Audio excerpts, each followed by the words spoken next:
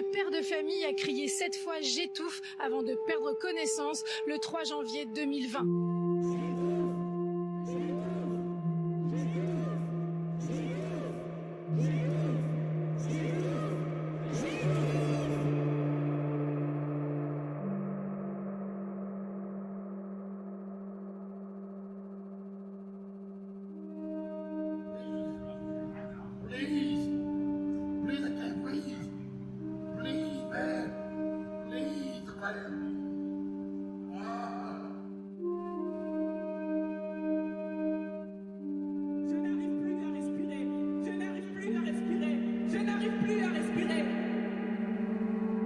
People are dying.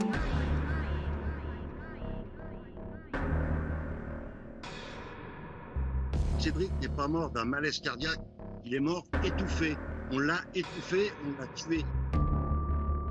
Cédric Chouviat est mort exactement de la même façon qu'Adama Traoré.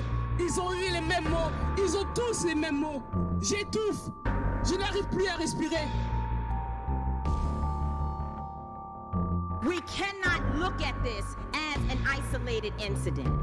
The reason why buildings are burning are not just for our brother George Floyd. They're burning down because people here are saying enough is enough.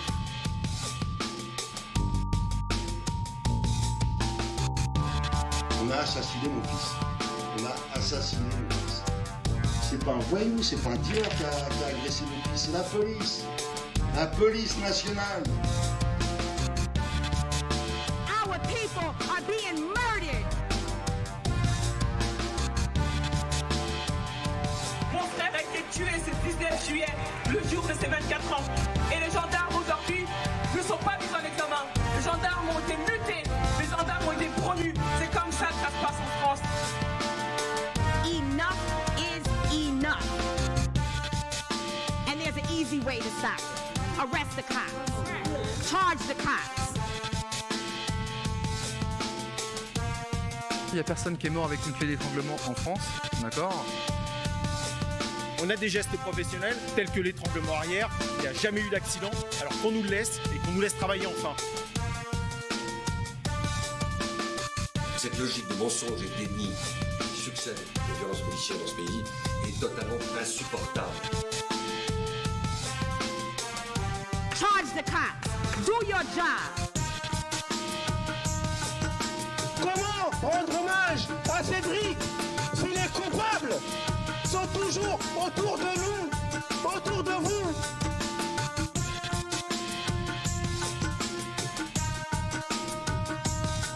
Faut pas avoir peur de se battre et de marcher et de demander nos droits. Quand la police tue, il faut que cette police soit condamnée.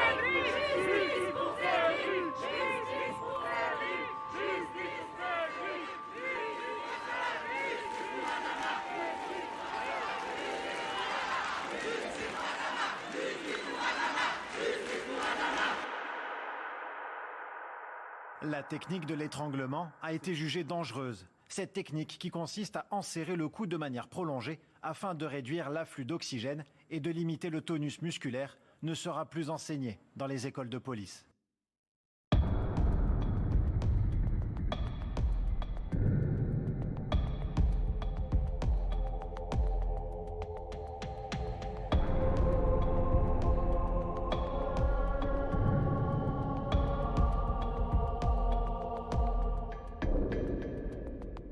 Ce n'est en aucun cas un combat contre une religion.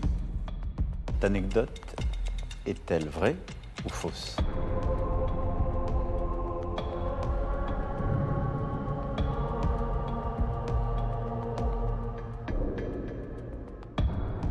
Je ne peux pas laisser accréditer l'idée que les forces de l'ordre exercent des violences physiques. Est-ce que cette anecdote est vraie ou fausse?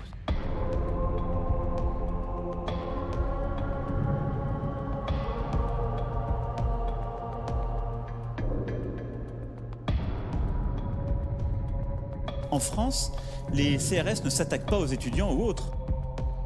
Cette anecdote, elle est fausse.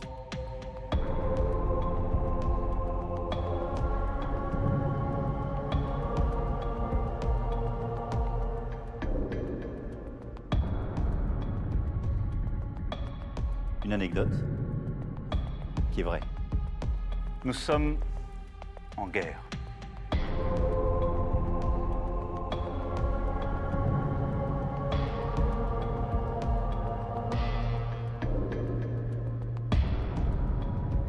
Et une gare, c'est un lieu où on croise les gens qui réussissent et les gens qui ne sont rien. Ces mots sont inacceptables.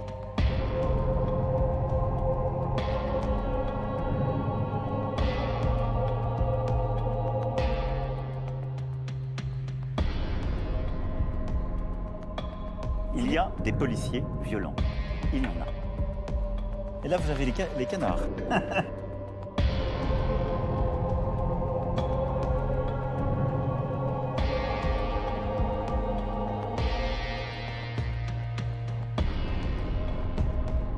Nous aurons des jours meilleurs et nous retrouverons les jours heureux.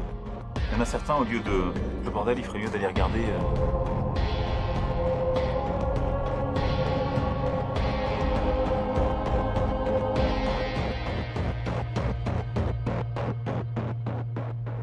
S'ils veulent un responsable, il est devant vous. Qu'ils viennent le chercher.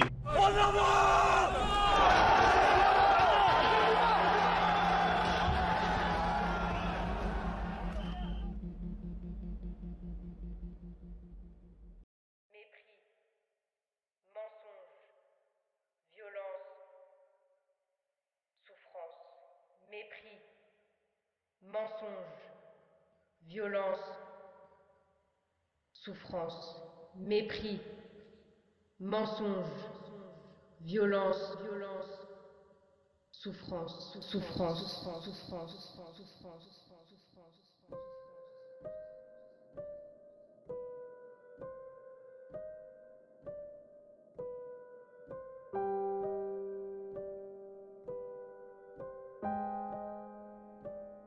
Moi, je dois vivre avec ça, tous les jours.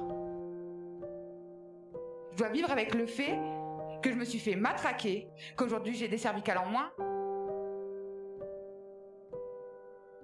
On voudrait juste manger correctement. On bouffe plus, nous. CDI, on bouffe plus. À CDI, on n'a rien à la fin du mois. Ils pourraient au moins nous laisser manifester, quoi. Arrêtez plus de frapper, on était tous au sol. Assassin! On est bardés! On est bardés, putain! Pourquoi vous nous faites ça? Arrête! Arrêtez! Arrêtez!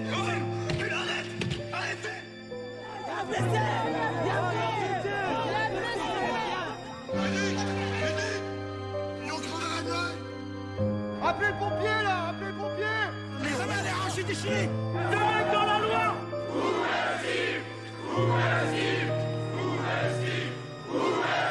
Face à face très tendu aujourd'hui à Paris sur les Champs-Élysées entre des Au moins milliers 14 personnes ont ainsi perdu l'usage de leur 17 œil. blessés graves, dont 69 touchés par des tirs de LBD 40. Violent day here in Paris. It seems to be over for now. On a entre 80 et 100 personnes qui ont été visées à l'arme. D'une balle de LBD 40, ce photographe s'effondre.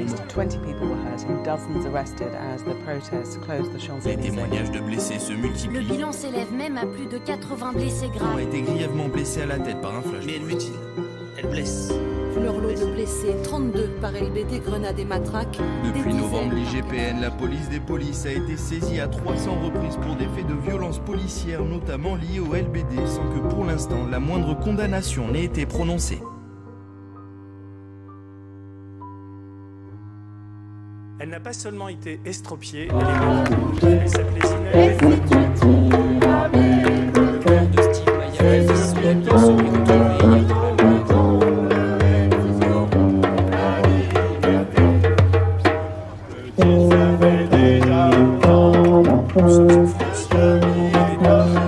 Ça ressemble à une vanne.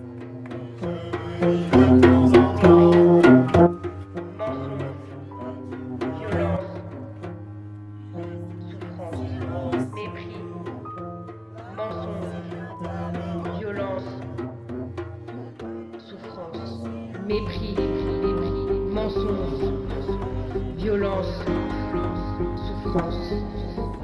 Mépris, souffrance, mensonge, souffrance, violence, souffrance. Mépris, souffrance, mensonge, souffrance, violence, souffrance. Combien de temps? Combien de temps? Combien de temps? Combien de temps? Combien de temps? Combien de temps? Combien de temps? Combien de temps? Combien de temps? Combien de temps? Combien de temps? Avant que ça n'explose vraiment.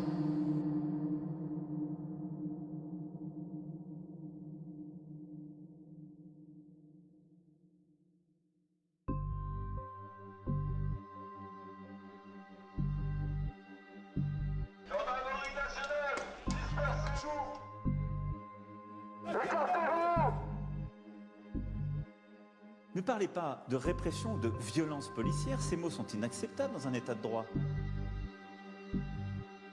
Obéissance à la loi! Dispersez-vous! Quand j'entends le mot violence policière, moi personnellement, je m'étouffe.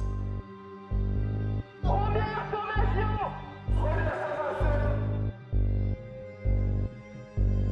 Deuxième sommation!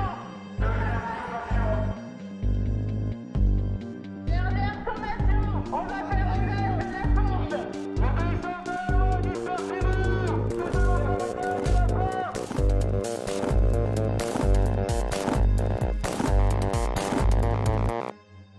Monsieur le préfet de police, rien n'est plus destructeur que le sentiment d'impuissance et d'injustice. Je vous demande donc une impunité zéro. Faites un casque! Bouclier! En protection!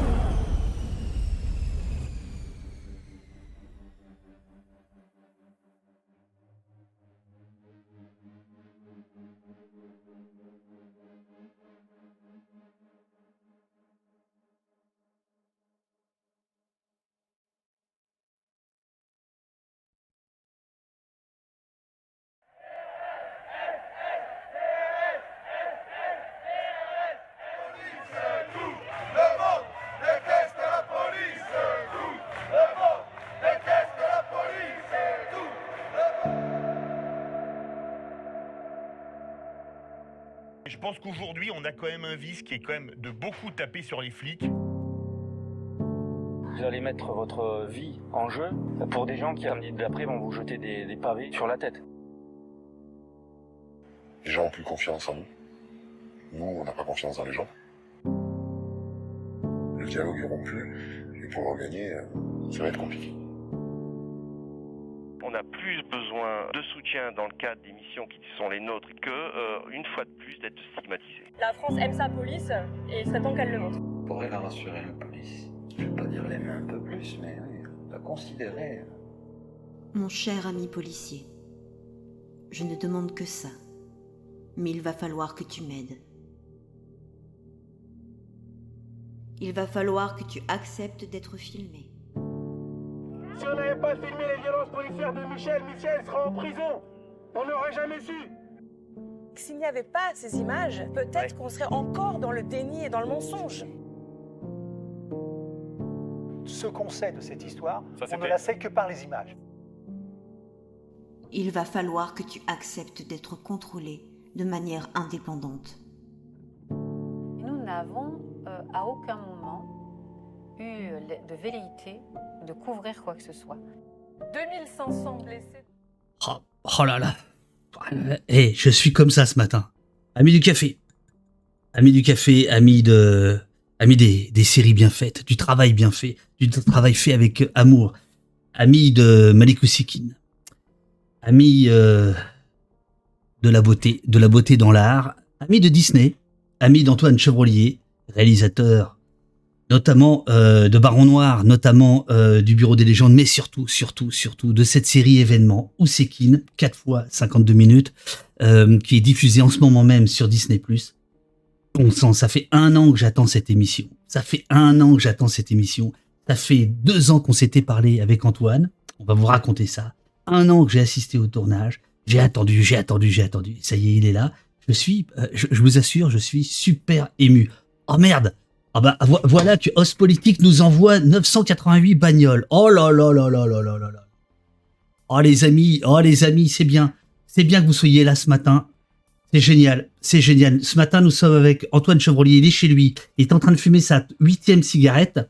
Il m'a demandé s'il avait le droit de fumer. Je lui ai dit oui. Si on se fait striker par Twitch à cause de ça, ce sera pas grave. Vous êtes tous les bienvenus. Antoine est là. Il boit une petite gorgée de café. Antoine, c'est donc le réalisateur de la série Ousekine, absolument formidable à tout point de vue, esthétiquement, en termes de réalisation, politiquement, en termes de tout, quoi. Voilà, c'est sur Disney, évidemment, vous êtes tous en train de vous dire « pourquoi c'est sur Disney ?» On va en parler, hein, on va pas non plus passer 1 heure là-dessus, on va parler de Malik Ousekine, de comment Antoine a travaillé cette série, comment il l'a écrite, comment il a côtoyé, et on peut dire fraternisé avec la famille Ousekine et pourquoi il en est là, quoi. Voilà. Oui, il a le droit de fumer une cigarette en live. Ah bah il va être content alors, il va être content. Alors attention. Mon cher Antoine, attention, 3, 4, 8, boum. Est-ce qu'on t'entend? Comment vas-tu? Très bien, et toi? Voici Antoine. Voilà, extraordinaire. Comment vas-tu? Bonjour à tous. Ouais, ça va très bien. C'est la première fois que je vois un invité qui est moins bien coiffé que moi. Faut le faire. Ouais. C'est pas grave, c'est accepté ici. Bonjour, monsieur Antoine, te dit Jessie. Bonjour, te dit JB Fox. Bonjour, te dit Urial. Voilà. Salut à tous. Comment vas-tu? La série est sortie il y a quelques jours. C'était quoi, le 11, non? Ouais, c'est ça, mercredi. Ouais. Comment ça se passe? Ça se passe super bien. L'accueil est fou, quoi. Les gens la reçoivent très fortement. La presse est vraiment bonne. Non, ça donne de la force. Ça donne beaucoup de force. Que ça soit reçu à ce point-là et aussi justement, c'est très cool. Ouais. Alors, ce que les gens ne savent pas, là, c'est que je crois que, tu es le mec le mal coiffé comme moi, et en plus, le plus angoissé comme moi. Donc, j'ai jamais vu ça. Et là, ça a pas l'air. Ça a l'air détendu, dis donc. Depuis que je te connais, je t'ai jamais vu comme ça. Qu'est-ce qui se passe? C'est le succès? Le succès calme? Qu'est-ce qui se passe, monsieur? Dites-nous votre secret. Non, je suis un peu soulagé. Serein, c'est-à-dire que... Bon, j'ai eu plusieurs étapes, évidemment, à partir du moment où la famille a vu la série et où ils ont aimé, où ça a été un moment très intense, il y a déjà eu quelque chose qui s'est allégé. Et puis, dans un second temps, le fait que on reçoit autant, quand je dis on, c'est Maroum et les comédiens, on reçoit tellement de témoignages de gens qui prennent la série, que ça convoque des choses si intimes et si importantes. Oui, et évidemment, on a le sentiment du travail bien fait. Alors, le combat continue, comme dit l'autre, mais on a le sentiment du travail bien fait, et ça permet d'être un peu plus serein. Ouais. Mon cher Antoine, je propose qu'on regarde la bande-annonce que tu connais par cœur, donc tu peux aller te chercher ton cendrier, qui dure 1 minute 06, pour mettre un petit peu dans l'ambiance tout le monde, et ensuite on va dérouler donc notre entretien avec le chat. et j'aurai le bonheur aussi de diffuser quelques images que tu m'avais autorisé à capter lors du tournage il y a plus d'1 an maintenant et que j'avais gardé pour cette émission que personne n'a vue, qui ne divulgage pas non plus la série évidemment. Alors là, d'abord la bande-annonce, une petite minute et on se retrouve juste après ça. L'audience est ouverte. Ça va être éprouvant, on le sait. C'est pas le moment de vous décourager. Bouge pas, toi, bouge pas!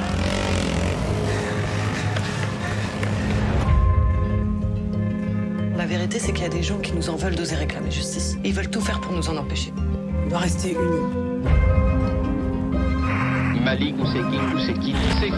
L'affaire risque de prendre une ampleur sans précédent.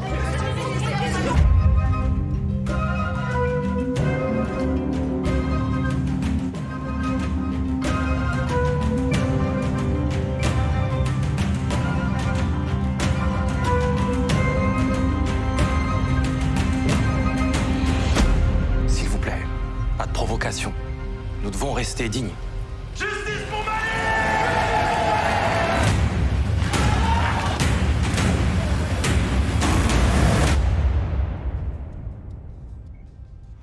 Bon, alors ça, c'est de la bande-annonce à l'américaine. Hein. Ça, j'ai pas la main là-dessus, t'imagines bien. Voilà, alors c'est de ça dont j'aimerais bien qu'on parle, Antoine. C'est qu'est-ce que c'est que de réaliser une série aussi ambitieuse? Quelles sont les possibilités d'un auteur? Parce que tu es aussi co-scénariste, vous êtes 4 à avoir écrit cette histoire, un réalisateur. Donc déjà, pour ceux qui nous écoutent, les bandes-annonces, ce sont jamais les réalisateurs qui les créent. Non, alors au cinéma, ce sont en général les distributeurs qui sont en charge.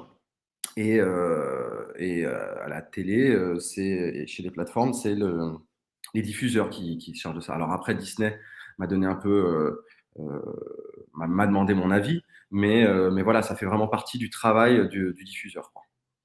Et te bile pas, il y a 4 bandes annonces, elles sont toutes impeccables. Et évidemment, pour un réalisateur, c'est l'enfer de voir des années de travail réduites à 1 minute. Alors, par quoi on commence? T'as 40 ans, donc tu n'es pas là.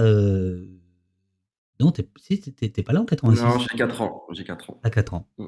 Qu'est-ce qui fait que, alors que tu es réalisateur de séries ultra contemporaines, Baron Noir, Le Bureau des légendes, qu'est-ce qui t'amène à t'intéresser à Malik Oussekine, qui va mourir donc sous les coups des voltigeurs le 6 décembre 1986, tu as 4 ans. Qu'est-ce qui t'amène à ça? Alors, moi, je me souviens pas de la mort de Malik. J'avais 4 ans, je viens d'Anjou, d'un petit village en Anjou, et ça avait évidemment pas résonné autant, en tout cas dans la tête d'un enfant de 4 ans, et aussi autour de moi. J'ai découvert le nom et le prénom de Malik Oussekine dans le morceau L'État assassine d'Assassin, où le refrain faisait L'État assassine, un exemple, Malik Oussekine. Et donc j'avais une dizaine d'années, c'était autour de la sortie de La Haine, en 94-95, et donc le nom est resté vraiment gravé. Et puis ensuite, je suis monté à la capitale, comme on dit chez moi, et puis en allant chercher un peu à droite à gauche, je me suis rendu compte qu'il y avait une histoire à raconter, évidemment dans la nuit du 5 au 6 décembre, autour de la mort de Malik, mais en creusant un tout petit peu le sillon de la trajectoire de Malik et de sa famille, on pouvait raconter une histoire beaucoup plus ample, beaucoup plus dense. Donc je l'ai pensé dans un premier temps sous format film classique. Et puis, l'expérience sur le Baron Noir et sur Bureau des légendes m'a permis de pouvoir faire une bascule dans un format plus sériel, et qui me permettait, moi, et mes auteurs, évidemment, Julien Litti, Faiza Guen, Cédric Ido et Lina Swalem, de pouvoir le plaquer sur 4 épisodes d'1 heure. Le scénario, précisément. Comment vous avez commencé? Est-ce que vous êtes parti, parce qu'il y a eu quelques bouquins à l'époque, il y a eu beaucoup d'articles de presse. Est-ce que sur quelle base vous avez démarré? Là, je parle des faits, hein, puisque à part 3 personnages qui sont fictifs, mais qui sont extrêmement secondaires, tout est vrai, tout est réaliste, tout est presque recoupé. C'est-à-dire qu'il y a quelque chose de l'ordre du documentaire dans votre travail. La base, c'est quoi? La base d'écriture? Alors, la base d'écriture, c'est les faits. C'est-à-dire, on part de plusieurs, presque médiatiques, presque politiques. C'est d'abord les faits politiques, les faits médiatiques. On se dit, il faut qu'on parle de ça, il faut qu'on parle de ça. Donc, ça va de, effectivement, qu'est-ce qui s'est passé dans ce hall dans la nuit du 5 au 6 décembre, à cette phrase qu'a dit Pandro quelques jours après la mort de Malik, jusqu'au procès. Ça a été dans un premier temps les faits.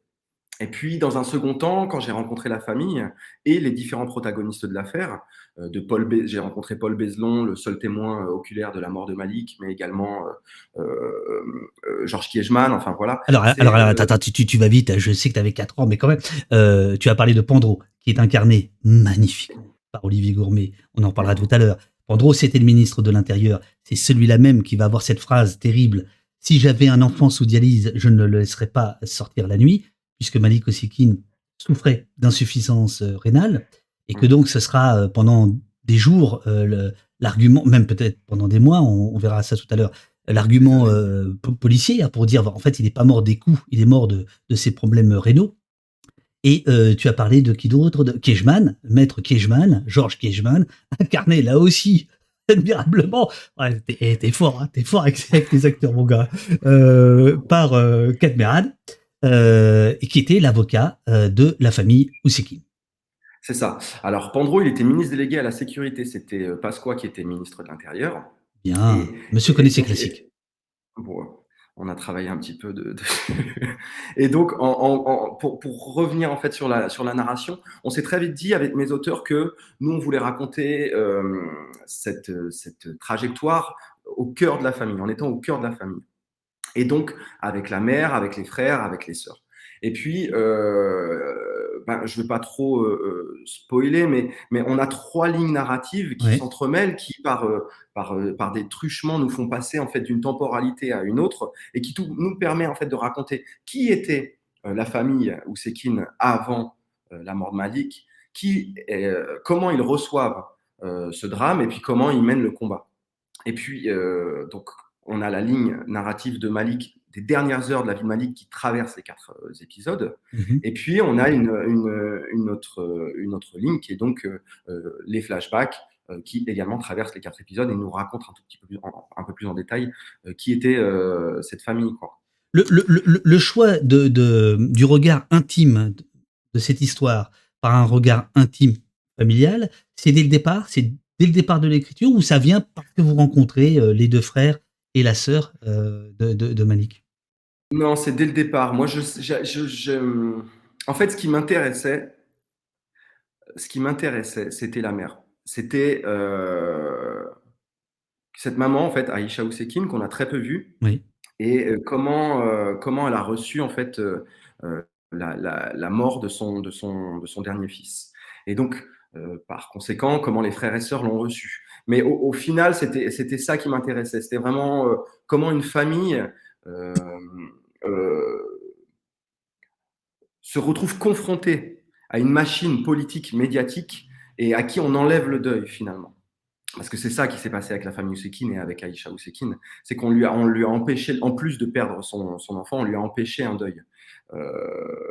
Donc voilà, ça c'était très clair, très très clair dès le début. Et puis après, on savait très bien qu'il fallait avoir une ligne omnisciente, c'est-à-dire une ligne politique, médiatique, pour raconter évidemment l'ampleur de ce fait de société, mais également la machine qui se met en place, quoi. Ces 3 lignes de temps dont tu parlais, on ne va pas trop creuser, est-ce que c'est justement le format sériel qui te le permet plus qu'un film d'1 heure et demie, 2 heures, où il faut condenser encore plus, ou pas? Je crois oui, parce qu'on avait même une autre ligne à l'intérieur de nos lignes, qui était plus une ligne médiatique, mais qui ne tenait pas en fait dans le format 4 épisodes. Et indéniablement, le fait d'avoir 4 heures, de la possibilité de déployer notre récit sur 4 heures, ça permet de raconter un peu plus en profondeur. Voilà, les combats, le combat judiciaire, le combat sociétal, mais également en fait les combats intimes. Et ça, c'était très important d'être aussi précis à un endroit qu'un autre du récit. Et effectivement, les 4 heures de film nous permettent déployer ça plus facilement, quoi. Alors, cela dit, il y a une critique sous-jacente, du monde médiatique tout du long. Il y a notamment, alors ça, c'est très peu retenu, mais il y a le rôle plus que trouble, on va dire, du journal Minute, journal d'extrême droite, qui apparaît, et pas uniquement. Il y a notamment cette scène qui marque beaucoup les esprits, qui est celle de Mitterrand, où on est en plein, en fait, dans une opération de médiatique, en réalité. C'est ça, c'est-à-dire que, Malik meurt le 6 décembre. Oui. De ce qu'on sait, nous, quand on a fait nos recherches, de ce qu'on sait, c'est qu'autour du 7 décembre, il y a un bruit qui court comme quoi Jacques Chirac, qui est donc le Premier ministre, souhaite rendre visite à la famille. Et donc, Mitterrand, apprenant ça, le contourne par sa gauche. Bien. Tu l'as déjà faite, celle-là, ou? Non, c'est la première. Eh ben, elle est bien, tu peux la garder. Merci. Et du coup, va voir la famille.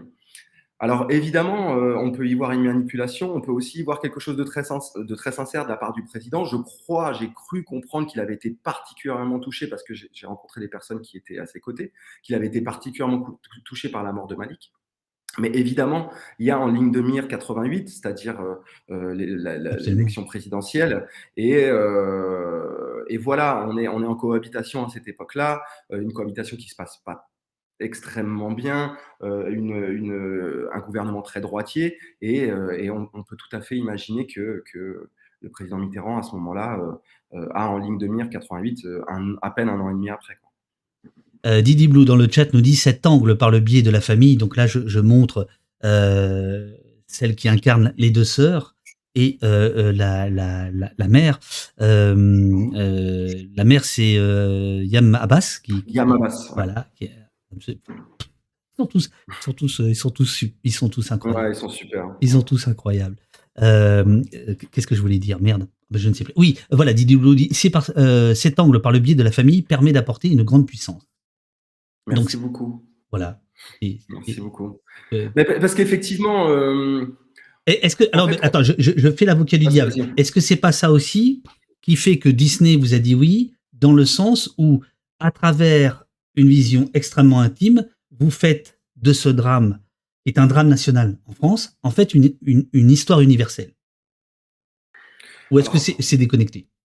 Non, très sincèrement, avec Disney, ça a été tellement simple.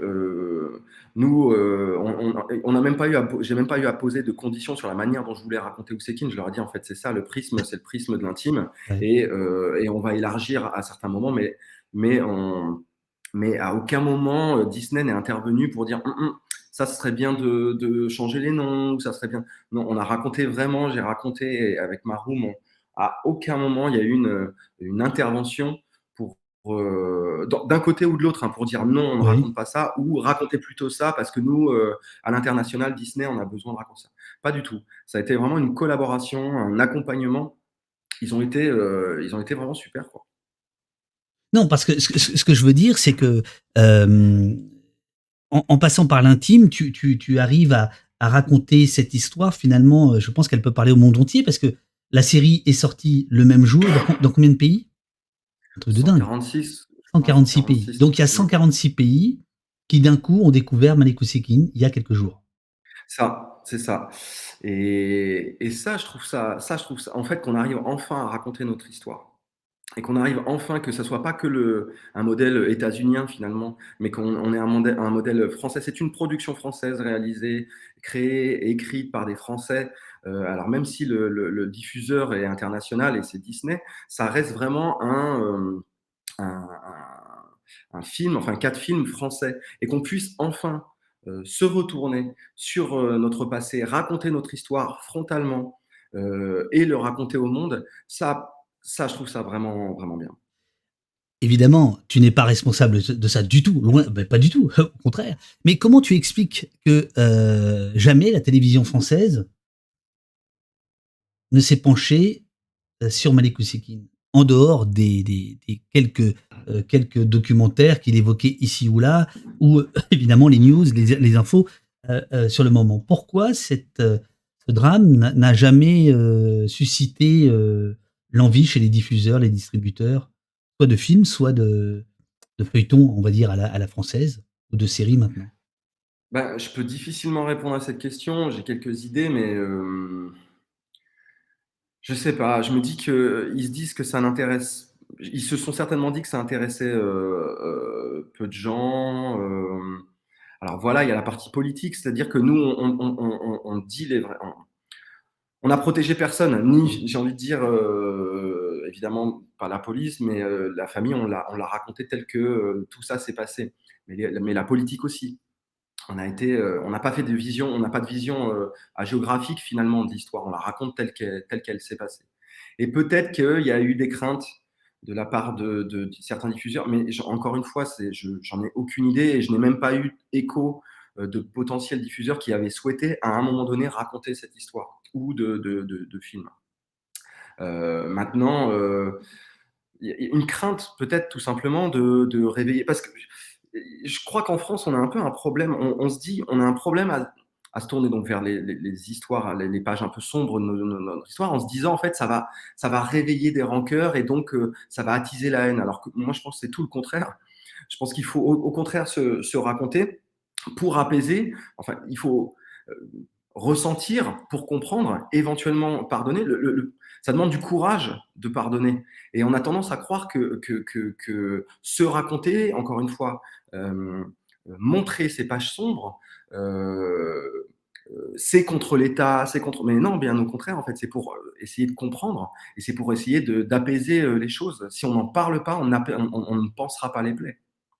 Je vois Sentier Battant qui dit vestimentairement parlant, on était classe quand même dans les années 80. Alors je trouve l'exact inverse. En revanche, on parlera tout à l'heure des costumes. Là aussi, il y a un soin qui est apporté qui est absolument incroyable. Et il y a Lady Burger qui est dans le chat. Lady Burger, c'est, pour que tu saches, Antoine, c'est Mélanie, c'est mon amie Mélanie, et cette travailleuse sociale dans Un pays qui se tient sage, qui est au milieu du film, qui décline la violence de l'État. Voilà. Et donc je l'embrasse. Je sais qu'elle a été extrêmement touchée parce que j'ai vu sur Facebook par la série. Donc ce qui montre voilà que ça traverse les mondes. Évidemment que t'as pas été voilà, que tu es absolument pas responsable de pourquoi la télévision française avait pas fait ça. Et je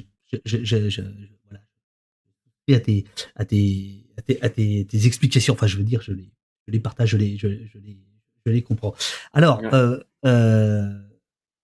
je vais dans quelques instants montrer des images. Bah, je vais le faire maintenant. Nous sommes au mois de juin de l'année dernière et tu as eu la gentillesse de me dire bah tiens viens au tournage. Je les découvre avec vous. Hein, les images. Voilà, donc ça c'est les motos des voltigeurs et là nous sommes au 20 rue Monsieur le Prince. C'est-à-dire, nous sommes sur les lieux mêmes où s'est passé ce dont on est en train de parler. Et alors là, je suis extrêmement étonné parce que j'ai lu beaucoup la presse et le fait que vous ayez eu l'autorisation de tournage, à la fois du syndic de l'immeuble, de la préfecture de police de Paris. Comment ça s'est passé ? Et évidemment, ça donne à la série un poids, mais monstrueux, je veux dire émotionnellement, c'est-à-dire que tu filmes ce qui s'est passé sur les lieux où ça s'est passé. Tout à fait. Et ça, c'était une volonté donc dès le départ, c'est-à-dire d'être au plus près du réel finalement. Donc le 20 rue Monsieur le Prince, donc on a tourné effectivement réellement dans ce hall, mais également Octobre 61, Meudon. On a tourné tout ça sur les lieux vraiment où les choses sont passées et ça a évidemment chargé. Je savais que ça allait charger évidemment émotionnellement, mais on était aussi moi et mon équipe, la production, on était aussi d'accord pour dire que même si ça allait être compliqué, parce que c'était extrêmement compliqué. Enfin, David, je te fais l'impasse sur parce que c'est finalement assez technique, mais ça a été extrêmement compliqué de tourner dans cette rue là que vous voyez, le 20 rue Monsieur le Prince, parce qu'il faut demander l'autorisation évidemment du syndic, mais il faut demander l'autorisation de la mairie, donc la mairie d'arrondissement, puis la mairie de Paris, et donc Au bout d'un moment, on m'a dit, écoute Antoine, c'est trop compliqué. Le syndic, là, en l'occurrence, c'était très, très, très compliqué, très, très compliqué. Et on n'a pas lâché. On n'a pas lâché. Et il s'avère que tu étais là, David, quand on a tourné, en fait, il y avait cette charge. Il y avait cette charge de conscience, en fait, aussi. Alors, il y a la charge émotionnelle, mais il y a aussi une charge de conscience. Bien sûr, D'être oui, sur oui. les lieux, c'est comme si... Bon, moi, de manière un peu méta, j'ai le sentiment que Malik m'a accompagné. Il est en train de... Enfin, voilà. Tu vois, je suis encore... On le c'est sent, compliqué. bien sûr. Ouais. On est Et en deux, fait, on est deux camarades. et en fait, tu vois, il m'a accompagné sur toute la trajectoire. Et en fait, d'avoir été dans tous ces lieux qu'il a, lui, traversés, ça a forcément nourri fortement. Alors, le jeu des comédiens, mais également la manière dont je posais ma caméra. Donc, en fait, pour moi, c'était indispensable d'être à cet endroit-là. Et vous voyez, même les policiers, donc Thierry Godard, Richard Samut et Mathieu Lucci, qui jouent les trois policiers, eux également étaient évidemment très empreints du lieu et de ce qui s'est réellement passé ce soir-là, ce soir du 5 au 6 décembre. Donc en fait, pour moi, c'était indispensable. La production m'a suivi, la régie m'a suivi, tout le monde m'a suivi, même si c'était extrêmement complexe. Il y a eu cette nuit-là, mais il y a eu la nuit du 17 octobre 61 qui était également très très compliquée. Meudon qui était extrêmement compliqué. Le tribunal, moi je souhaitais absolument tourner dans le tribunal où s'était passé également le procès. On est dans le tribunal. Mais voilà, ça amène. Alors, ça transpire. Il y a, je trouve, une très très belle remarque dans le chat. On te dit finalement, tu filmes cette reconstitution qui n'a jamais eu lieu, réellement. Alors, il y a une reconstitution.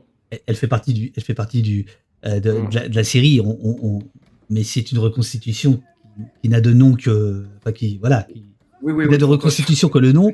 Et non, je trouve ça très beau, ce que dit le chat. Finalement, le cinéma va faire cette reconstitution. On va faire cette reconstitution, on va vraiment montrer en fait ce qui s'est effectivement réellement passé sur les lieux du crime. Et ce que je disais, c'est je pense que ça transpirait sur le plateau, et je crois que ça transpire aussi à l'écran.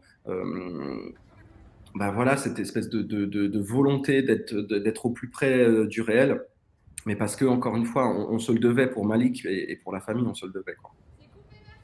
C'était un moment absolument, c'était pour moi absolument inoubliable.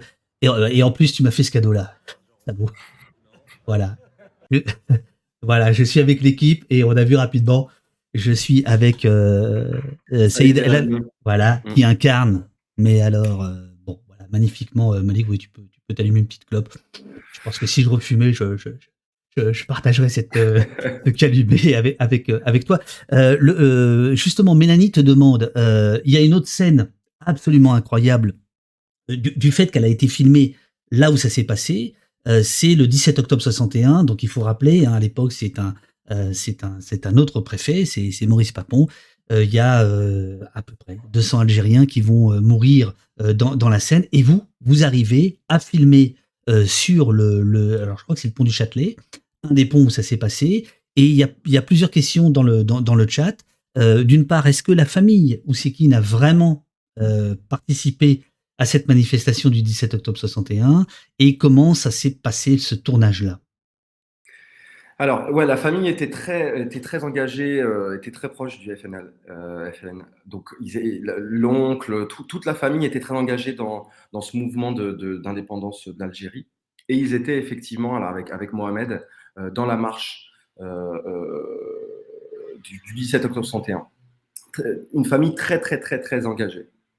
Et donc, quand ils nous ont raconté ça, parce que donc j'ai rencontré la famille et quand Mohamed m'a raconté ça, et avec Faiza Guène avait déjà eu l'envie, le désir de raconter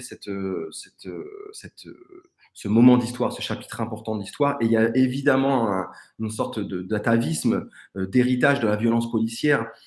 Moi, je crois beaucoup aux blessures transgénérationnelles, à ce qui touche la chair et ce qu'on transmet plus ou moins consciemment de génération en génération. Et le 17 octobre 61, c'est pas l'alpha des violences policières, mais en tout cas, c'est une étape forte. Et donc voilà, quand on a appris que la famille Ousekine participait à cette marche, bon voilà, le lien s'est fait assez naturellement, j'ai envie de dire, quoi. Et donc le tournage, c'était pareil, c'était d'une grande intensité. D'une très grande intensité, c'était une nuit entière. On avait enfin une nuit entière, non, j'exagère, parce qu'on nous a donné l'autorisation alors c'est un peu technique, mais de 23h à 4h du matin. Et voilà, et il y avait cette scène où effectivement on balance des Algériens dans la Seine, que moi je voulais réellement filmer. C'est-à-dire que je voulais pas de VFX. Je voulais pas d'effets. je voulais pas d'effets. Et donc avec Olivier Fornara, mon cascadeur, on s'est posé la question. Je voulais vraiment raconter montrer cette violence et montrer ce que c'est le poids d'un homme ou d'une femme qui tombe dans la Seine. Et je crois, moi, aux effets réels. J'aime beaucoup les VFX, mais je crois au réel. Donc voilà, ça a été très, très compliqué en termes d'autorisation, t'imagines, à plein d'endroits, de pouvoir faire cette scène. Et donc, on a tourné ça pendant 5-6 heures. Et c'était hyper émouvant. J'ai fait 2 prises. Le dernier plan de la séquence, juste avant de retourner sur le regard du petit, quand on voit effectivement les 3 hommes balancés dans la Seine. Donc effectivement, tu dis 200, on ne sait pas, hein, ça peut être beaucoup plus. Oui, bien sûr. En sachant que le corps, le plus jeune corps retrouvé le 17 octobre 61, c'est une jeune fille de 14 ans. Donc, enfin, c'était des hommes, c'était des femmes, mais c'était aussi des enfants. Donc, j'ai eu 2 prises, j'ai eu le droit à 2 prises. Et voilà, c'était évidemment extrêmement intense. Et ce sentiment, encore une fois, de montrer à nouveau une page assez méconnue quand même, ce crime d'État. Bien sûr. Encore assez méconnu, sans être dans la pédagogie, avec toute l'humilité du monde, mais de pouvoir dire en fait, oui, ça c'est réellement comme ça. Non, mais si tu veux, ce qui est incroyable, c'est que en octobre dernier, pour les 50 ans, la marche a dû s'arrêter place du Châtelet. On n'a pas eu l'autorisation d'aller jusqu'au pont, si tu veux, celui-là même où toi tu as pu tourner. Donc un immense bravo à l'équipe de production d'avoir réussi à dire à monsieur Didier Lallemand, ce serait bien de laisser filmer un petit peu. C'est pour Disney, vous savez, c'est pour Disney, ça va passer. Ce qui est fou, c'est qu'on a eu l'autorisation. Parce que ça a été vraiment fastidieux. Hein. Ça a pris des mois et des mois, quoi. Mais on a eu l'autorisation de tourner le jour de la manifestation devant l'Assemblée nationale au soutien de la police. Tu te rappelles? Ah oui, je me rappelle, on y était. Voilà. Ben, on a eu ce jour-là, en fait. Donc c'est en mai, c'est ça? On tournait ça, la séquence, on l'a tournée en fin mai ou début juin, donc on l'a eu 15 jours avant, et on l'a eu le jour de la manifestation devant l'Assemblée nationale. Tu parlais tout à l'heure de Paul Bezelon, qui est donc ce haut fonctionnaire qui va essayer de sauver Manik Osekine, qui va lui ouvrir. Et d'ailleurs, à ce propos, je voulais te remercier infiniment d'avoir gardé cette idée de digicode dont je t'avais parlé, parce que donc je dis tout à l'heure que tu m'avais appelé il y a 2 ans en me disant, tiens, j'ai lu vos papiers, j'ai lu vos témoignages, vous étiez sur place, etc. Donc je t'expliquais, tatati, tatata. Et je t'avais notamment expliqué les digicodes qui venaient d'arriver un peu à Paris, et que effectivement, quand on était coursé par les voltigeurs, on n'arrivait pas à ouvrir les portes. Et voilà, ça m'a touché de voir que c'était là. Ah, excuse-moi. Je reprends mes esprits. Et donc voilà. Et ce Bezelon, c'est cet homme qui va ouvrir la porte. On n'en dit pas plus. Et surtout qui va témoigner tout de suite de ce qui s'est passé. Et évidemment, son témoignage va contredire le Pandro dont on parlait tout à l'heure, va contredire la vérité officielle, etc. Est-ce que lui aussi, tu l'as rencontré? Alors, Paul Bezelon, après le procès en janvier 90, c'est la dernière fois qu'il a parlé de l'affaire Osekine. C'est ça. C'est-à-dire que c'est le dernier témoignage, celui de la justice, celui du procès. Ensuite, il a refusé tout entretien. Pendant donc 30 ans, il a refusé toute sollicitation. Et on a réussi, grâce à Juliette Lassalle, qui est donc la directrice littéraire de Itinéraire Production, mes producteurs, qui l'a retrouvé. Et puis, j'ai réussi à l'avoir au téléphone. Et puis, il s'avère qu'il adore le bureau des légendes. Enfin, ça aide quand on a fait 2-3 bricoles, quoi. C'est ça. Ouais. Et il m'a dit, voilà, j'accepte de vous parler. Et ça fait 30 ans qu'il n'avait pas parlé. Et donc, on s'est vu une première fois. Et on s'est parlé pendant 1h30. Il m'a raconté à nouveau tout ce qui s'était passé donc, dans ce hall, sa soirée, tout ce qui s'est passé dans ce hall. Et puis, je crois que je peux dire que c'est devenu un ami. On s'est revus. Pour tout te dire, on s'est parlé encore hier après-midi. On doit se voir la semaine prochaine parce que, voilà, en fait, il a vu la série et ça l'a évidemment beaucoup touché. Et donc, on va organiser certainement une rencontre entre Louis Berthelemy, qui est le comédien, et lui, bref. Et donc, il avait pas parlé donc, de ce qui s'était passé ce soir-là depuis 30 ans. La première fois que je l'ai rencontré, moi, j'étais évidemment très, très ému. Et puis j'avais aussi surtout très conscience de la générosité et de ce qu'il m'offrait, c'est-à-dire d'à nouveau parler de cette douleur, quoi. Parce que je posais toujours la même question. J'ai fait plein d'entretiens, en fait. J'ai des heures et des heures d'entretien entre la famille et... Que tu as filmé, par exemple? Enregistré, pas filmé. Et donc, je les enregistrais tous. Évidemment, je prévenais toutes les personnes que j'interviewais. Oui, tu faisais pas ton bureau des légendes, là. Non, j'enregistrais tout le monde et tout le monde était au courant, je les enregistrais. Et je posais toujours la même question à tous mes intervenantes et mes intervenants. Je leur posais quelle jeune femme ou quel jeune homme étiez-vous ce soir-là? C'était ma première question. Ouais. Et donc, bon, ça prend plus ou moins de temps, tu vois, à répondre. Et Paul, il a mis, mais vraiment montre en main, parce qu'après j'ai chronométré, il a mis 1 minute 06 à répondre. C'est long, 1 minute 06 de silence. Et parce c'était donc la première question que je lui posais, et évidemment, ça convoquait chez lui quelque chose d'extrêmement douloureux, quoi. Bien sûr. Et donc, il m'a livré ce qu'il avait déjà dit donc, à l'époque, mais à l'aune de ses 30 ans, finalement. Et puis, on s'est revus 2 fois, 3 fois, et puis, voilà, il m'a donné de plus en plus de détails. En tout cas, il a accompagné, et encore une fois, on est devenu assez proches, on se parle assez régulièrement. Mais c'était un vrai cadeau pour moi d'avoir Paul Bezelon dans le process d'écriture, quoi, dans le process de fabrication. Tu as déjà, pour tes différents ouvrages, œuvres précédents, enquêté comme ça? Parce que là c'est plus de l'ordre du chercheur ou du journaliste, ou du sociologue, ou d'aller recueillir comme ça des témoignages. À ce point-là, non, je t'avoue que... Mais encore une fois, c'est le travail de Lina Swalem qui a été extraordinaire, qui est également réalisatrice, qui a fait un film magnifique qui s'appelle Laure Algérie. Magnifique. J'espère qu'elle nous regarde, Lina, à l'intérêt. J'espère aussi. Mais magnifique film. Laure Algérie, elle le promène de temps en temps, elle fait encore des débats extraordinaires sur ses grands-parents qui se séparent et qui sont algériens d'origine et qui ont vécu toute leur vie à Thiers, dans le Massif central.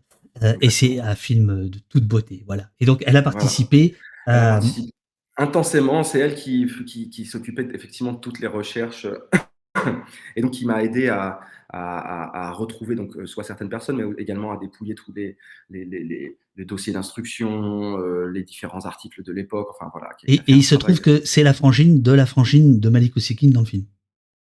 C'est la sœur de Mouna Swalem qui incarne Sarah Oussekine, et c'est la fille de Yam Abbas qui joue Aïcha Oussekine. C'est une histoire de famille, tout ça, mais c'est la famille. Hein. Les Swalem Abbas, c'est la famille.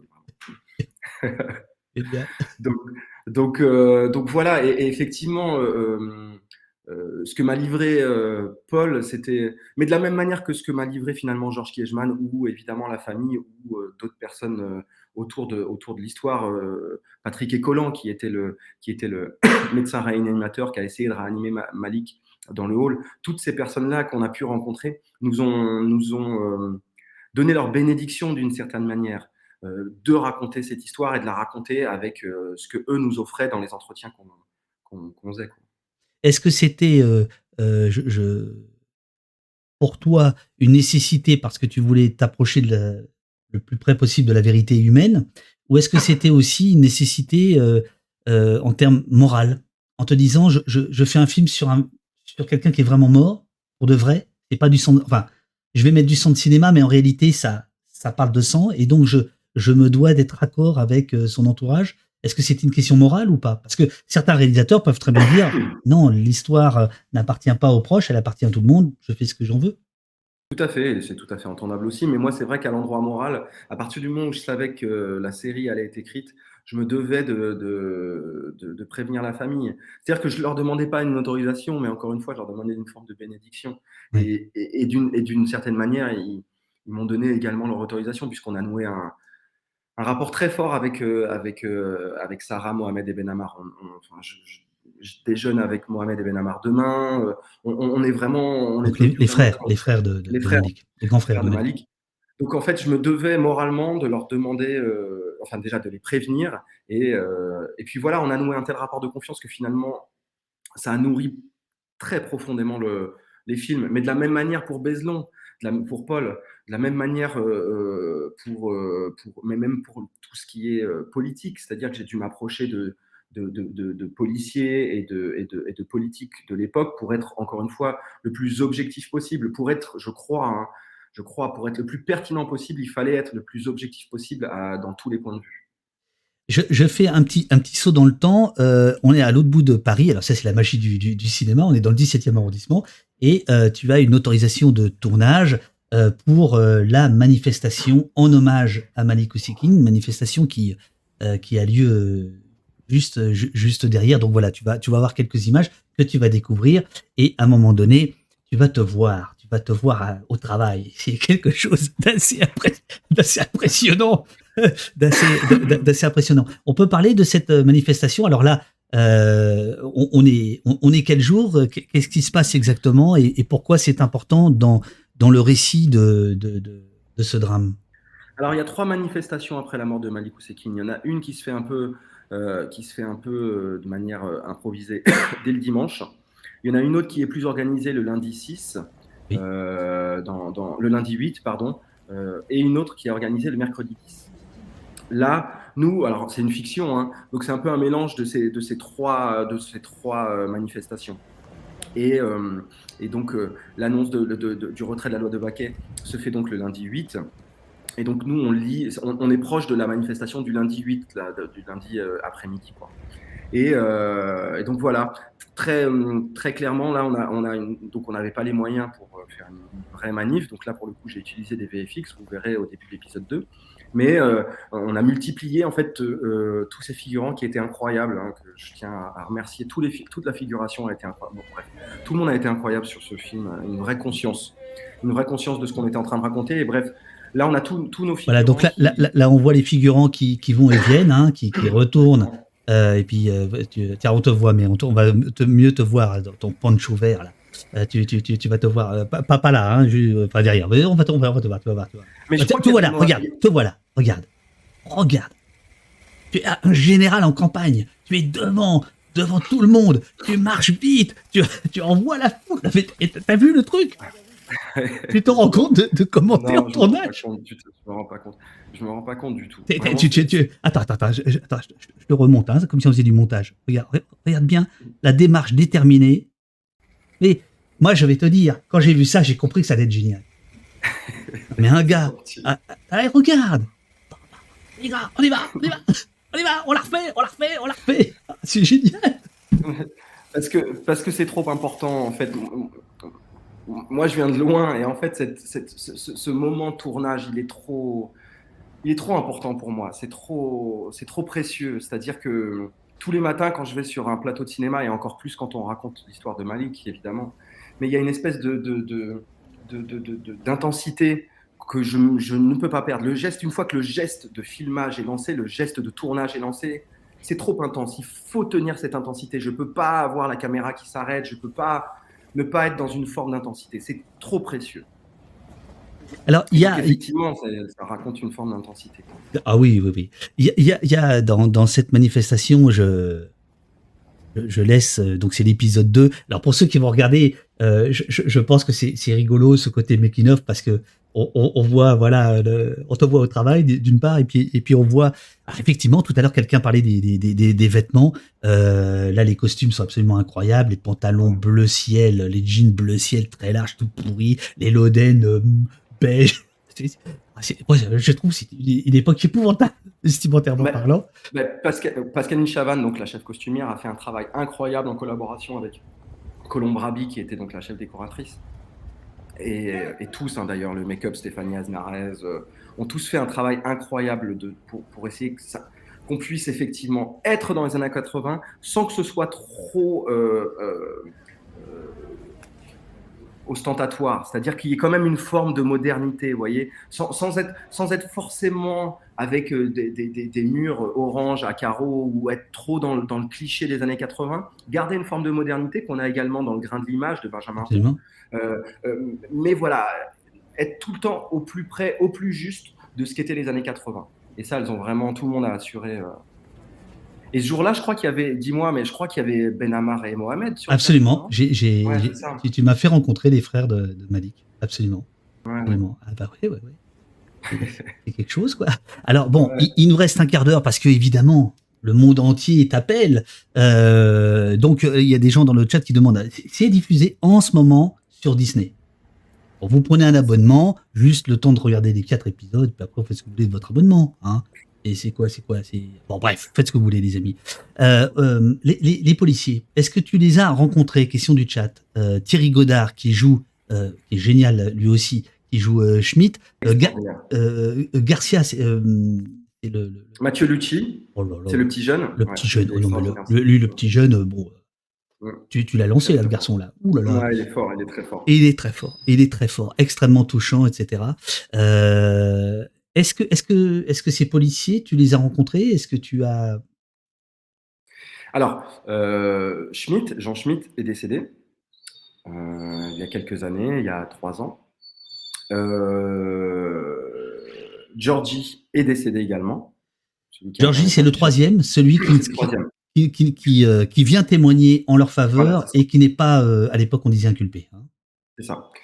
Et Garcia, c'est trouble, c'est-à-dire que on ne sait pas, certaines pistes nous ont montré qu'il était également décédé, d'autres pas. Voilà. Moi, j'ai rencontré des gens qui étaient autour de ces policiers, qui étaient autour des PVM, qui étaient voilà. Je peux difficilement en dire plus, t'imagines, mais en tout cas, j'ai dû évidemment me tourner vers des personnes qui étaient proches des PVM dans les années 80 pour me raconter un tout petit peu plus qui étaient les PVM, quel était le fonctionnement des PVM et qu'est-ce qui s'était réellement passé au cœur du commandement ce soir-là. Donc les PVM, c'était le peloton voltigeur motorisé. Voilà. Alors ce qui est évidemment très fort, c'est que alors notamment il y a la scène du procès, je dirais pas dans quel épisode elle a lieu. Où il y a même les scènes médiatiques, l'avocat des policiers qui a ces phrases. Hein, il parle de Schmitt, incarné par Thierry Godard, comme d'un brave patriote. Il dit qu'il a été le motard de Gaulle, de Mitterrand, sous-entendu, il sert l'État. Il dit des policiers, ils sont le ciment de la nation. Et à plusieurs reprises, et dès la première minute en réalité, votre écriture est très subtil. Bon, ça, moi, comme je suis un peu plus bavarois, si tu veux, je le note, je le surligne, mais vous, c'est très subtil. En fait, ce que vous nous envoyez des signaux en nous disant, il y a une permanence du discours de l'État, il y a une permanence de ce que certains appellent des bavures, c'est pas un terme que j'emploie, mais tout le monde le comprend, notamment au tout début, tu mets un son d'époque de ce manifestant qui a une main arrachée. Tout à fait. Main arrachée, 1986. Place des Invalides. Place des Invalides, aux Invalides, ouais, la veille. La veille, devant, pas loin de l'Assemblée nationale. Bon, bref, tout ça pour dire, voilà. Et donc, il y a des phrases qui font, ou des scènes qui font terriblement écho à aujourd'hui.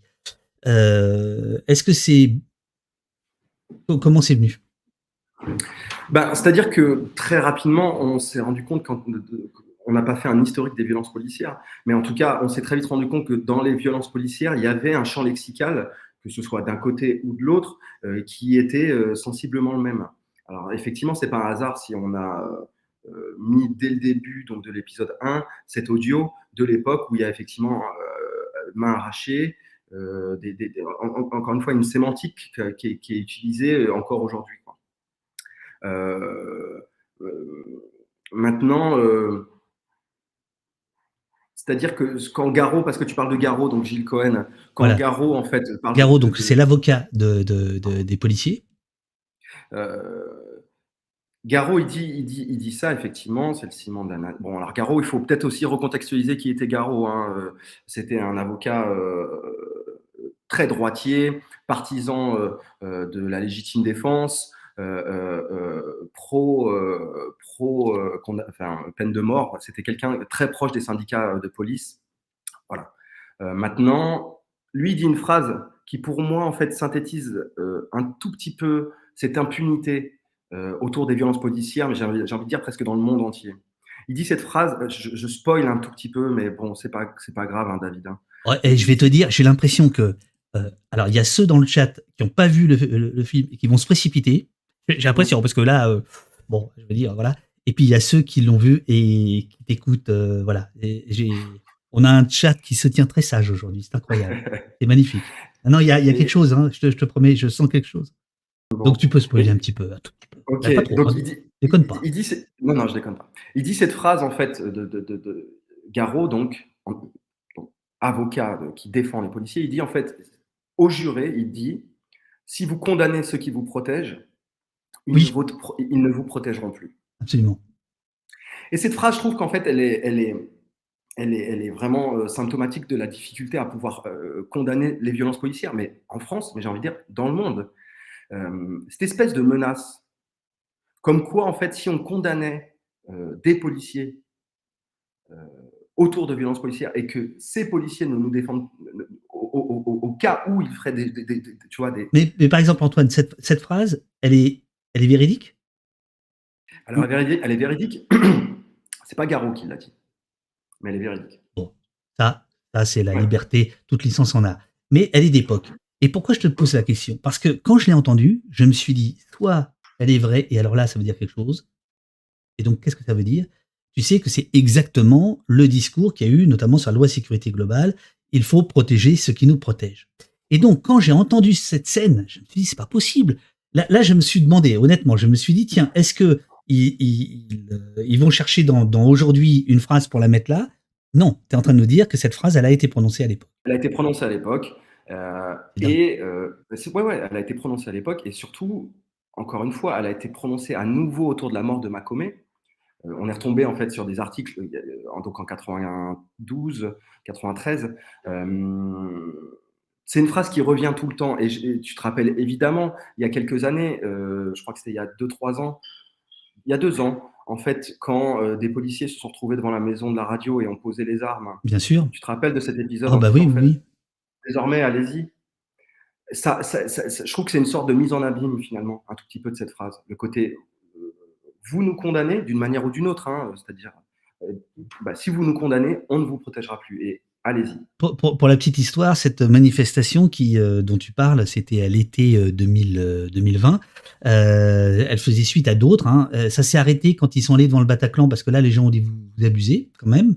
Et deux jours plus tard, mais la manifestation Radio France, là, c'est quelque chose qui nous rejoint, c'est le cinéma. C'est que ils avaient plusieurs revendications. La première d'entre elles, c'était de dire que la médiatisation des violences policières, ça commençait à suffire, d'où la question de Radio France.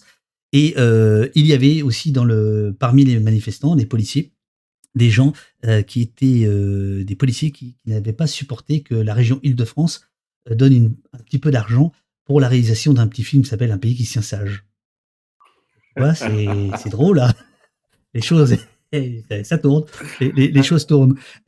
Alors, arrête, on s'en fout. Alors, un autre avocat, justement, c'est la partie adverse, c'est Georges Kiechman, incarné, on le voit là, par Cadmerat. Impeccable. Ouais. Il a fait ça toute sa vie, ce garçon, c'est incroyable. Lui, Kiechman, tu l'as rencontré? Ouais, j'ai rencontré Georges. Alors, je l'ai dans un premier temps par téléphone, puis ensuite, il m'a invité chez lui. Pareil, un long entretien de plusieurs heures, où il nous a expliqué un tout petit peu, en tout cas les souvenirs qu'il avait de la défense de la famille Oussekine.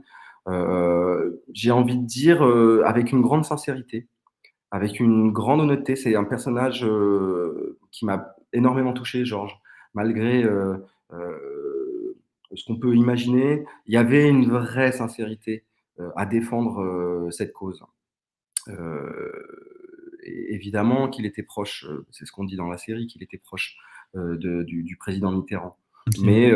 Mais c'était un combat qui lui menait, qui lui tenait vraiment à cœur. Alors, à l'époque, il y avait donc Mitterrand. C'est devenu le soir même, disons le lendemain matin, le drame qui survient rue Michel-Prince devient une affaire politique. Et il y a notamment SOS Racisme. Alors, il y a une scène, moi, qui m'a frappé, c'est la scène de l'autocollant. Est-ce qu'on peut en parler ou pas? C'est pareil, c'est dans l'épisode 4.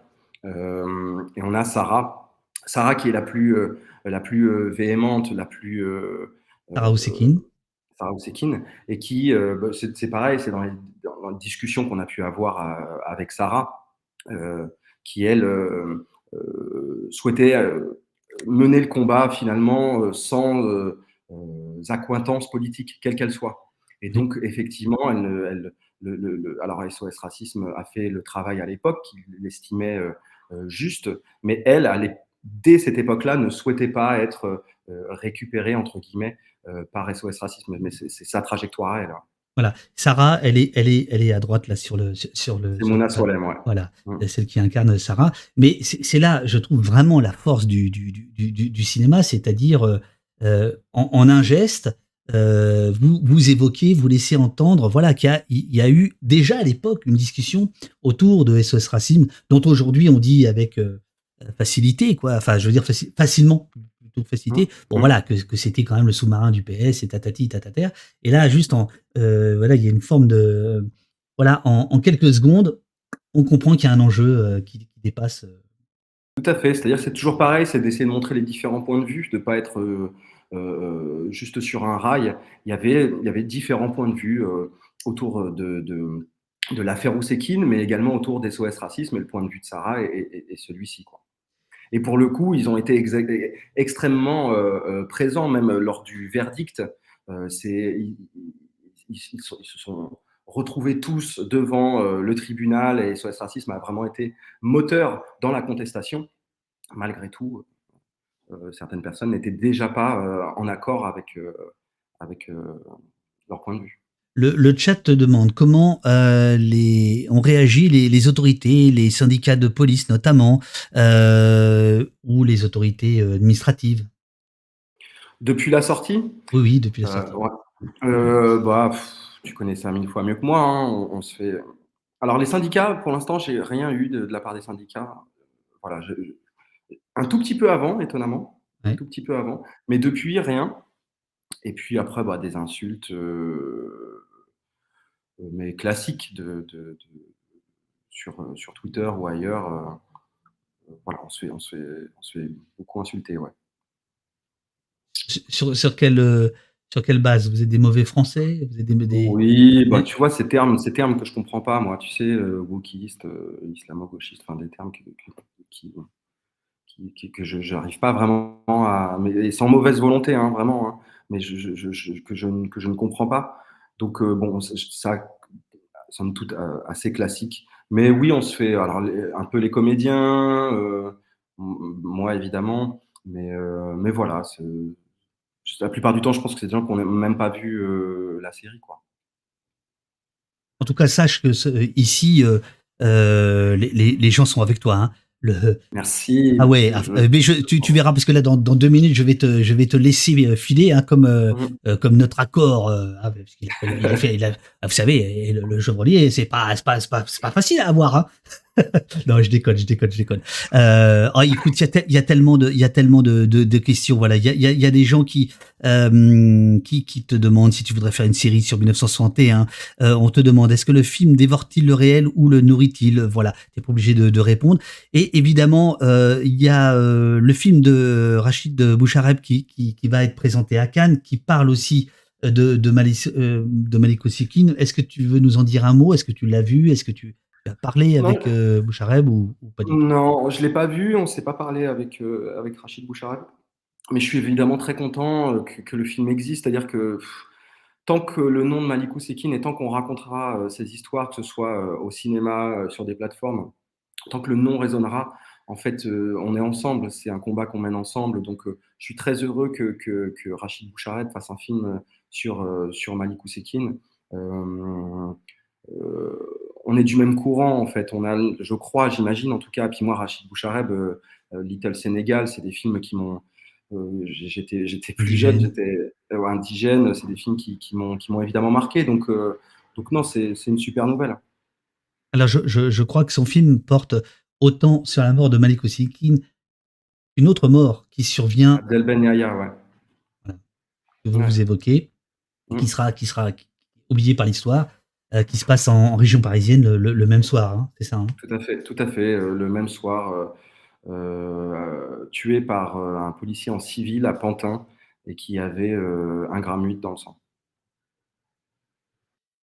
Oh merde, on va pas finir là-dessus.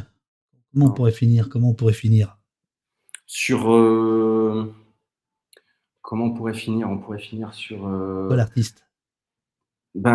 On pourrait finir sur le combat continu, non? Je sais pas, moi ça me donne tellement de force, le retour de tout le monde me donne tellement de force qu'il faut qu'on continue, David. Il faut que tu continues à faire tes films et à raconter ce que personne raconte et à montrer ce que personne ne montre. Et viens, on fait des choses ensemble.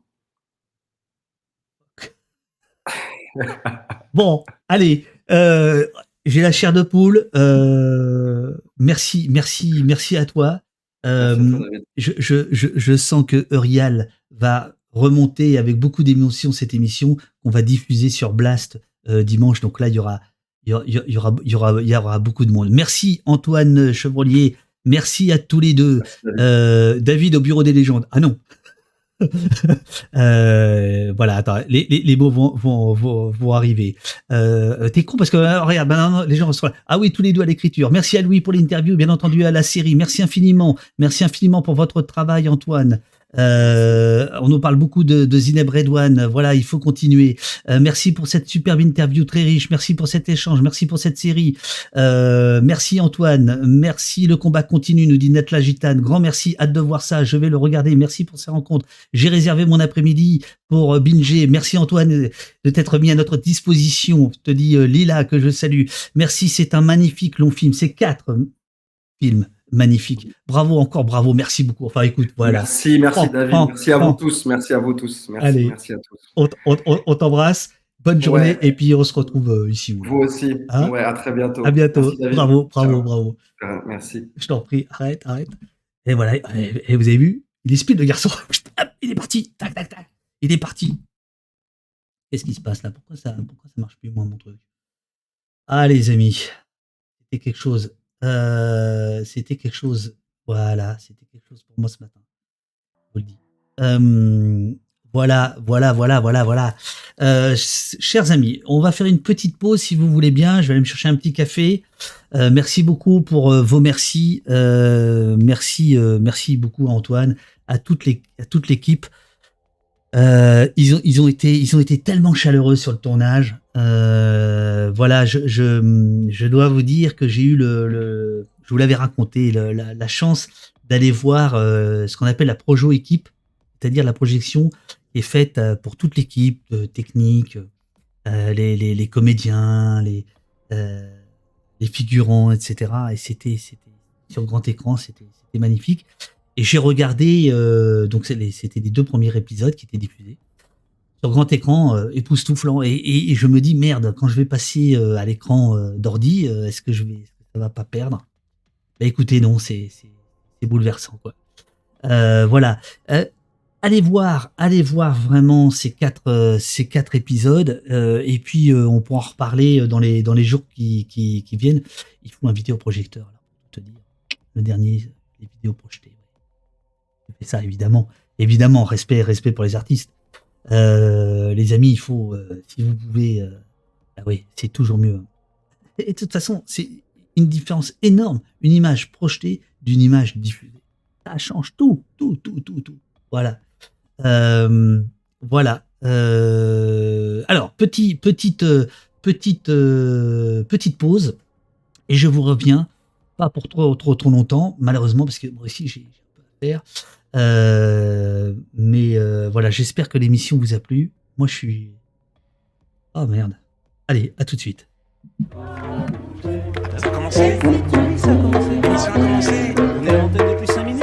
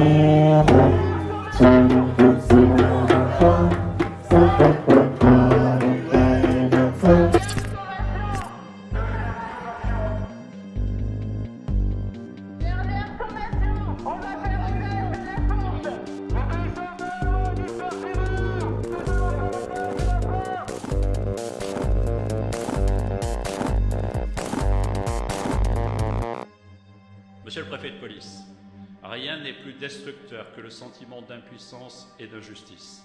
Je vous demande donc une impunité zéro. Faites un casque! Bouclier! En protection!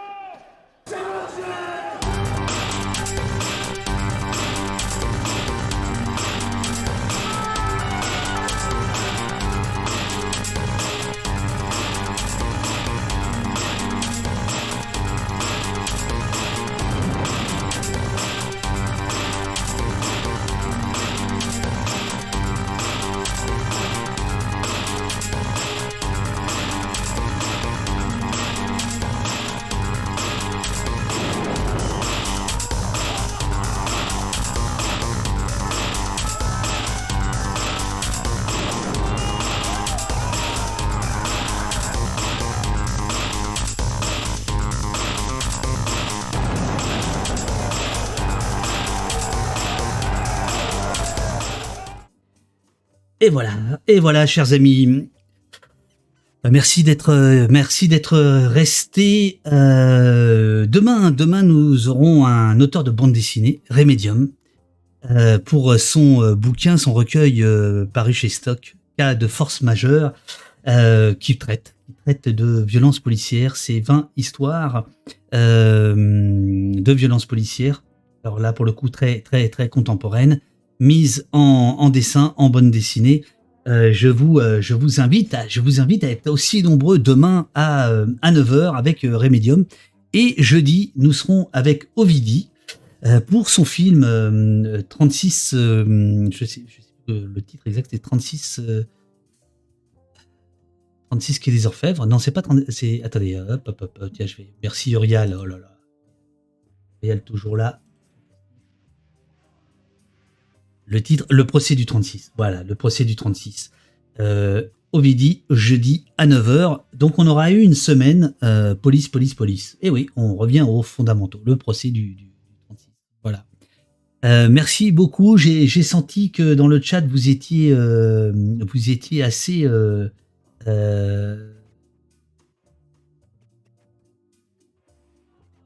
c'est ému, quoi. Est-ce que je me trompe ou pas? C'était un chouette chat, voilà, super. Moi, je crois que je vais arrêter là.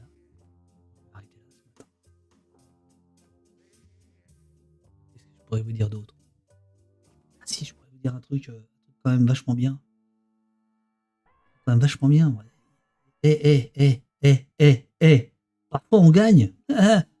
Alors, il y a un mois, au poste recevait les avocats de la Galle, groupe Antifa, Lyon et environ. On apprend à l'instant, c'était hier, que sa dissolution au nom de la loi séparatisme est suspendue par le Conseil d'État. Voilà. Alors, je vais vous montrer ça autrement. Donc, rappelez-vous, ils étaient au poste... non, est-ce que c'est pas là? C'est pas... Ici, voilà. Alors, elle n'est pas annulée, comme je l'ai écrit, elle est suspendue. dissolution suspendue de la GAL, groupe Antifa de Lyon et environ par le Conseil d'État. Voici le camouflet tout frais pour le ministère de l'Intérieur. Ça, c'était hier. Et voici la décision complète. Vous pourrez la retrouver sur le site du Conseil d'État. Et bien sûr, voici le point qui nous intéresse beaucoup. En deuxième lieu, écrit le Conseil d'État, il résulte de l'instruction que le groupement de fait, dit la GAL, revendique mener un combat politique contre le fascisme, le racisme, le capitalisme et les institutions d'État, notamment les forces de l'ordre et la justice. Très actif sur les réseaux sociaux, il affirme privilégier, en tant que groupe antifasciste, autonome et révolutionnaire, l'action directe comme un outil de lutte. Ce positionnement et la terminologie employée ne sauraient en eux-mêmes caractériser une provocation des agissements violents au sens du premier alinéa de l'article L212.1 du Code de la sécurité intérieure. De même, écrivent les sages, si le groupement relaie, parfois avec une complaisance contestable, les violences commises à l'encontre des forces de l'ordre, la revendication par le groupement d'un discours très critique à l'égard de l'institution policière ne saurait caractériser à elle seule une provocation à des agissements violents au sens du premier alinéa de l'article L212.1 du Code de la sécurité intérieure. Par ailleurs, la circonstance que des membres ou sympathisants du groupement aient participé au festival anti... Bon, là, voilà, ça, c'est la suite. C'est la suite. Alors voilà, je vous le lis. Au festival Antifa Fest, le 10 et 11 décembre 2021, à Vaux-en-Velin, ne saurait conduire à imputer à ce groupement, qui n'était pas l'organisateur de la manifestation, la responsabilité des propos anti-police qui auraient été prononcés sur scène à cette occasion. Il s'ensuit que si le groupement... Alors ça, c'est intéressant.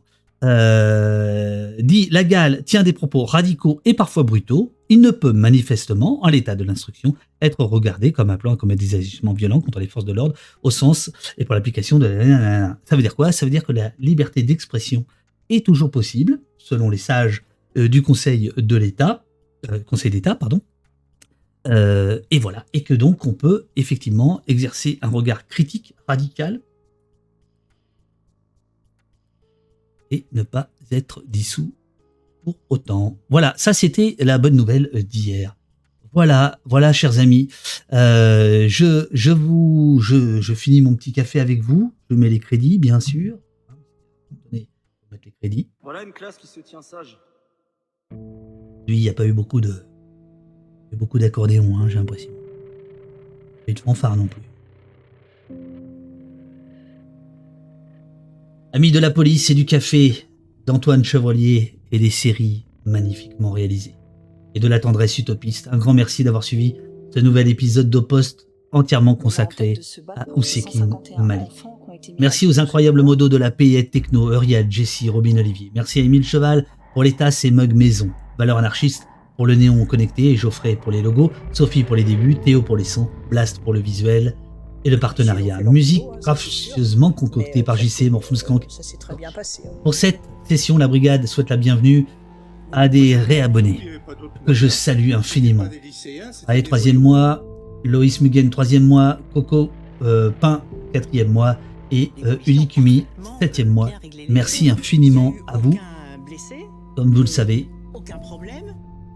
au poste Saléry, la modératrice Eurial, des frais sur facture Jessie. Et voilà, et tout ça, ça demande du travail, de l'organisation, du temps, etc. Et merci pour vos dons, merci pour vos abonnements. Ça nous permet de vous proposer des émissions comme celle de ce matin.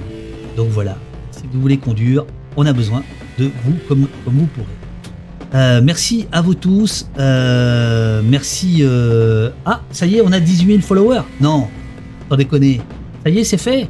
Oh là là là là là là là là là. Non. Oh, ici, alerte régie. Qui est le 18 millième follower? Bravo à lui, bravo à elle. Bon alors, qui fait sonner la fanfare? Merde. Champagne. Champagne. Allez, champagne, on va le faire. Wouhou. Baby, yeah! Oh!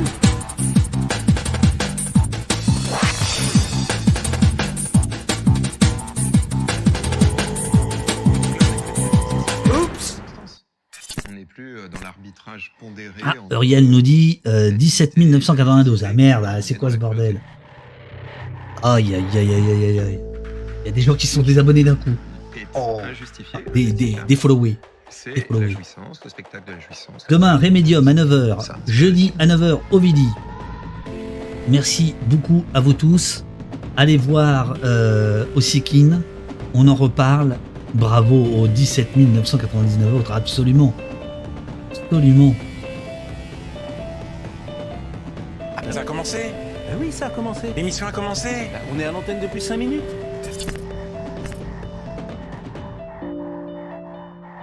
Alors, ouais, attendez, je vais vous remettre le son du champagne. Attendez, bougez pas une petite seconde. Où est-ce que c'est ça? Tac, tac. Voilà, je vais vous remettre le son du...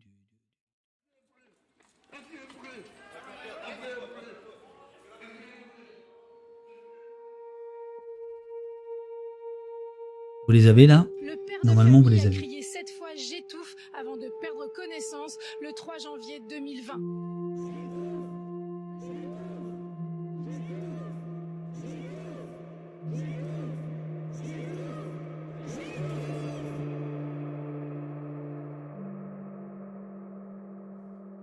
Merci à vous tous. Je vous dis à demain. Vous avez aussi le Discord à votre disposition, et notamment les cellules dormantes qui sont en train de s'organiser pour notre rencontre intergalactique du 19 août. Merci Agathos, belle journée à toi. Merci Kaof, Nioblini, pardon, et force à nous. Purdonov, à demain, bonne journée. Trog, à demain. Tourterelle, à demain. Cédric n'est pas mort d'un malaise cardiaque, il est mort étouffé. On l'a étouffé. Merci à vous tous. Cédric Chouviat est mort exactement de la même façon qu'Adama Traoré. Ils ont eu les mêmes mots. Ils ont tous les mêmes mots. Merci Manfou. Merci beaucoup à toi.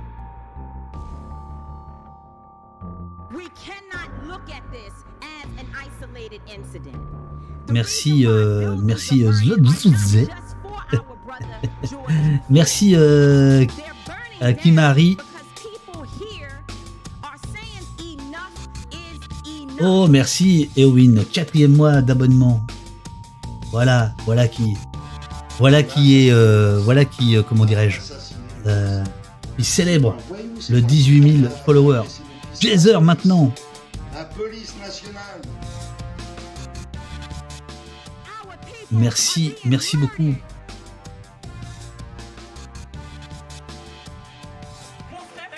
Merci Morgane, bonne journée à toi. Merci Kaof, belle journée à tous et à toutes. À demain, absolument. À demain.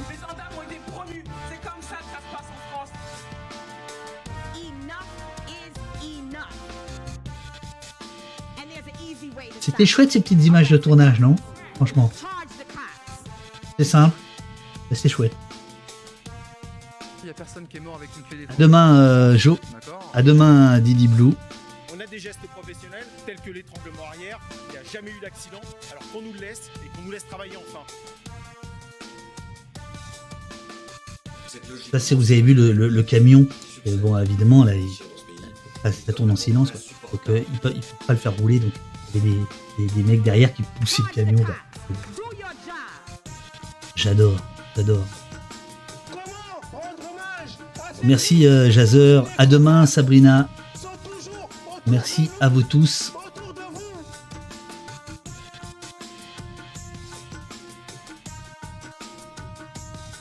Faut pas avoir peur de se battre et de marcher et de demander nos droits. Quand la police tue, il faut que cette police soit condamnée.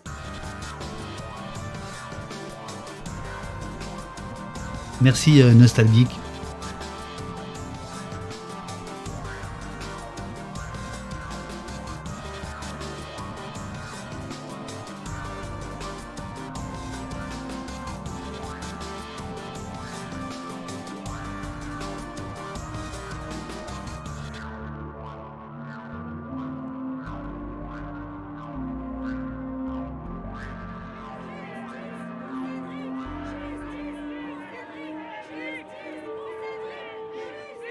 Allez, à la fin des crédits, je coupe, les amis. Je renvoie le fichier à Eurial. Hein, parce que pendant que vous allez vous régaler avec Yoann Kousekine, la pauvre, elle va travailler d'arrache-pied pour le montage. Pour le remontage de cette émission. Voilà. Pour les donateurs, dans 1 heure ou 2, la rediff sera disponible. Pour les abonnés, elle est immédiate. Et pour tout le monde, donc, ce sera dimanche. Voilà. Merci à vous tous. Et je coupe.